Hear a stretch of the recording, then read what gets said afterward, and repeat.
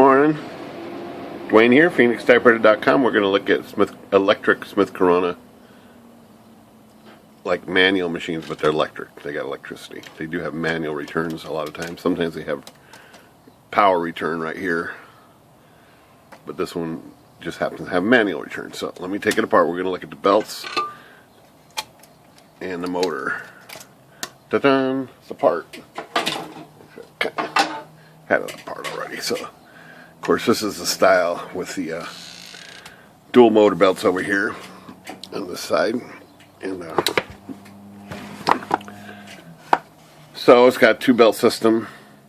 They seem to be about the same size belts, but one of them is made out of fiber and one of them is made out of rubber. One is a little skinnier, one is a little wider. Not much difference. They're pretty much interchangeable, I think. Okay, so that's how they go. Let me turn this guy on. So that's how they spin, like that. But I guess the first thing I want to talk about a little bit is the motor itself. I'm going to turn this off, pull the belts off. So this one's the front, this one's the rear. You need to always check these motors and make sure that they're, get this cord straightened out here,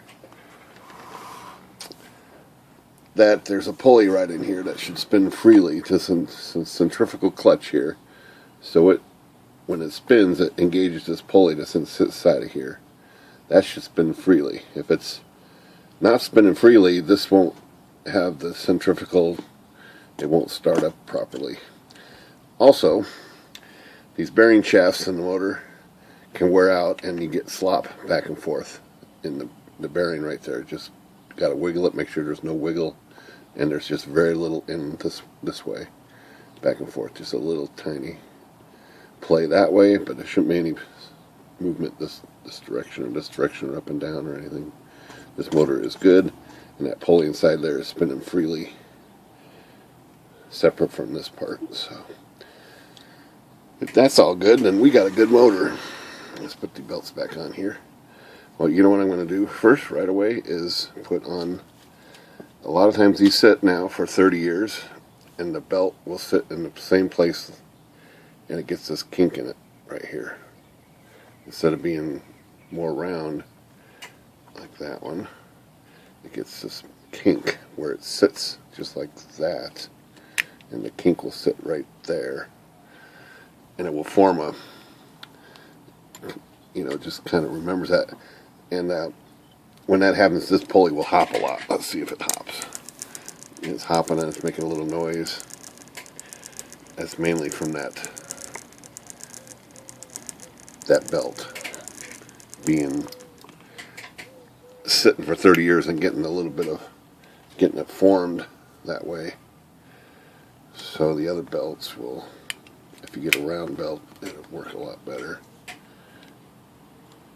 And see, that's a little smoother. This isn't bouncing up and down so much. There is spring tension on here. And okay, so while we're at it, we're going to talk a little more about belts and the way this works. So this machine's got a impression control on it right here, 1 through 10, and it really does make a difference. You can hear that's 1 and that's 10. It actually hits considerably harder. Back to 1, back to 10. So it does make a huge difference. And what happens when you adjust this mechanism here, it changes. Let's see if we can get in here and see this clearly. Okay, so I'm going to put it on 1, and you can check out this pulley. It actually manipulates this pulley back and forth this way. So right here, that belt's running right on the edge here. See that? And this one's kind of down inside a little bit of that groove. But if I move this to 10, it's going to switch positions. This belt's going to go in a little further, and this belt's going to come to the edge. See that? Watch that. See that? Now the belt here is the edge right here, and that one's countersunk a little bit. So it actually moves this pulley forward and backwards. So now it's back on 1, and that changes the speed of this belt. It's pretty ingenious. So right now it's on 1, and I'm going to switch it to 10. It moves that way. The belt's kind of changed there, where they sit in there, and this speeds up this belt, causes it to hit harder. So that should be something that makes sure it works. It's working properly. I'm going to leave it on 1 for the rest of the demonstration, I think. Okay, let me turn this off. Well, trouble is these belts aren't made anymore. The original belts aren't made anymore. So we found some O-rings that are just about the right diameter. So that's the front one, that's the rear one, and they're just about the right diameter. But they're not V-belts. These are V-belts. These are O-rings. But let's give them a try. This is not my first attempt at putting them on. I tried it an hour ago, but let's put them on and give it a run. So that one fits pretty good, and that one fits, and voila, turns on. It seems to make a little different noise. Maybe it's a little noisier. It's making a little funny noise, and this, if you look closely, is running on the outside of the pulley here. It's actually above that rim. This one is about equal. So I am going to do the control here with my finger and move this to 10 and see what happens. So it does change. That goes down a little bit, and this comes and runs on the outside of the, it's kind of on the outside here. But let's put it back to 1 and give it a test run. Looks good, except for both these belts maybe are a little bigger than they should be. This bounces a little, and this bounces a lot. And this belt almost rubs on the inside of this cover, but I think it's okay. And I'm going to do one more thing here while we're looking at these, is I'm going to mark this pulley with a marker here.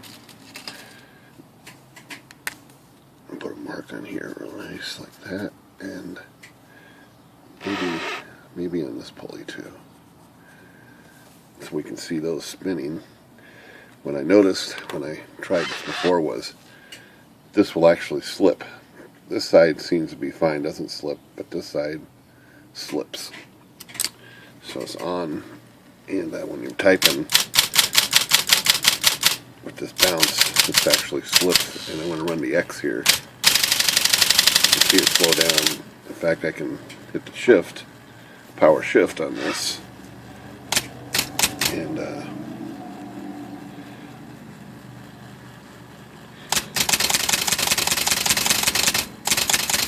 almost stalls the machine. So if I run shift and X, that's a lot of stress right there, but it's hanging in there. But I did notice that if I hit the type bar and stop the type bar from going up, it will stall this, just like that. Regular belt won't do that. Regular belt will about take your finger off if you try to stop it like that. So this is a little loose, but it actually still works, and I think it's satisfactory for a replacement belt. Although, long term, I don't know. And it does seem to make a little squeaky type noise.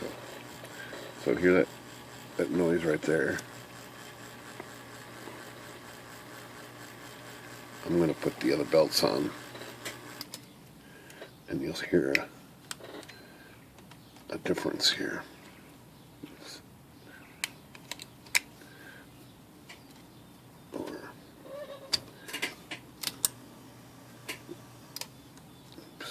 it.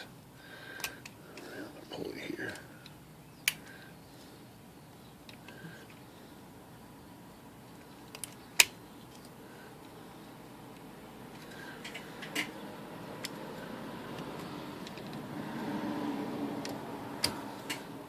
Okay, here we go. Yeah, that's a lot quieter. So it does make a little bit of excessive noise. But as you can see, if I hold this, do an aggressive move and hold the type bar and keep it from coming up, well, it did make it stall. Okay, well, but it's pretty tough. I don't want to bounce or slow down. Those are original belts, even though they're old. I mean, these are old because you can see cracks, and these are some hairline cracks, and they're a little bit of peeling off here. So these are old, but they're still working. That one's frayed a little too. These definitely could use some new belts. Well, the next thing I wanted to do was clean these pulleys real quick and see if that makes a difference with the with those O-ring belts. I don't know if that's going to make a big difference, but I'm going to clean right in these rings here. I can already see a buildup of stuff in there. Clean some more. See if we can get a better grip maybe. Although, kind of feels like the old rubber buildup in here would be advantageous. It would grip it better, but let's clean them anyhow. And clean these, this pulley here.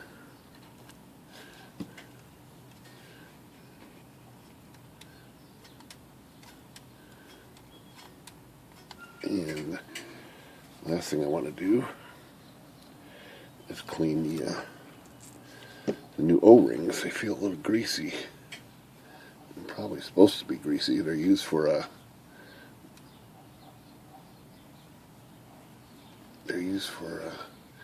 sealing a water purifying tank, so maybe they're supposed to have a little oil on them. I'm just going to clean those off, and they do definitely have something on there. Let's try the O-rings again, see what happens. If anything, they'd probably be noisier. Turn this guy on. Yeah, still noisy, but let's see how this works.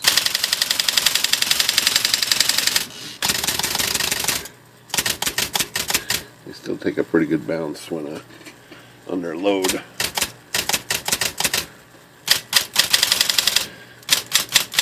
Regular typing's not too bad. It's too bad you can have a tensioner right here. That might work pretty good. Something just to hold it.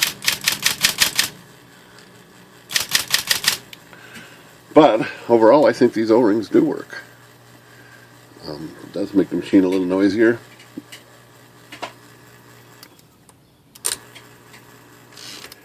Yeah, it definitely makes the machine noisier, but you know, to get these electric machines working 50 years later, that might be the compromise you need, is a little noise. Yeah, it's got just a little clutch noise here, but pretty quiet otherwise. And somebody asked me if this is okay if this bounces. Yes, it can bounce a little. It can bounce quite a bit, actually, and not be a problem. It's got all these mechanisms in here to control that. So, O-rings work. Let me show you what these are. So I bought these from Torx, which which were a lot cheaper than the Culligan brand. And the numbers here are, that seems to be the keyword, 34OR or OR34 Culligan brand. And they are 4.125 inches in diameter. So that's our replacement O-rings, I guess, for Smith-Kone electric typewriters. And that's it for today. Good day. Alright, that's my hourly chime. Good day.